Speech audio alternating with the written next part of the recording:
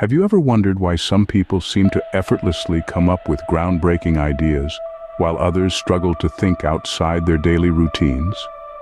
Today, we journey into the mind of Dr. Hwa A.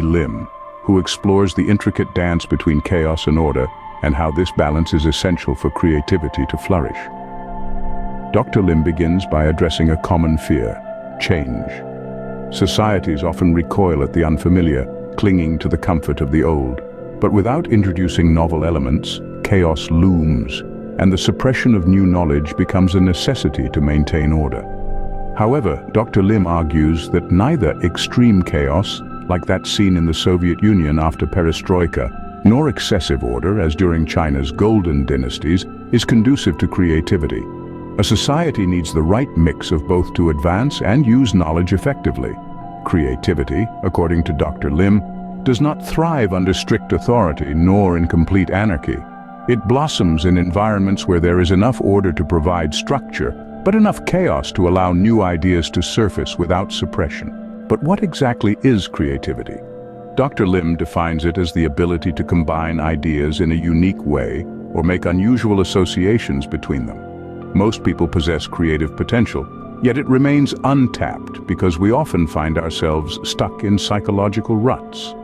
The key to unlocking this potential lies in learning to approach problems from divergent perspectives. Dr. Lim outlines 4 innovative approaches to creativity. First, creative thinking.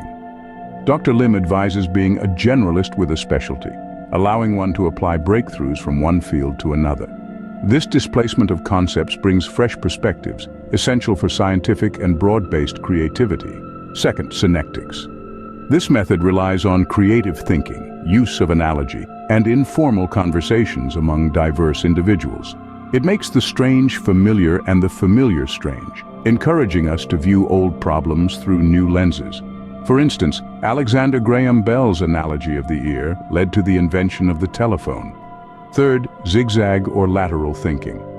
Unlike traditional vertical thinking, where each step logically follows the previous one, zigzag thinking encourages sideways movement. It's not sequential and doesn't need to be correct at each stage, incorporating random or irrelevant information to foster new viewpoints. Lastly, thinking out of the box. Dr. Lim shares an anecdote about flea trainers who observe that even when the lid is removed, trained fleas don't jump out of the box. Similarly, to truly be creative, we need to leap beyond the confines of real or imagined constraints.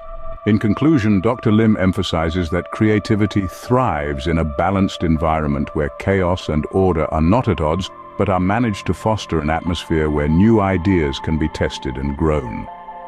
As we go about our daily lives, it's worth reflecting on how we can foster such a balance in our own environments, encouraging ourselves and others to think differently and embrace the unfamiliar.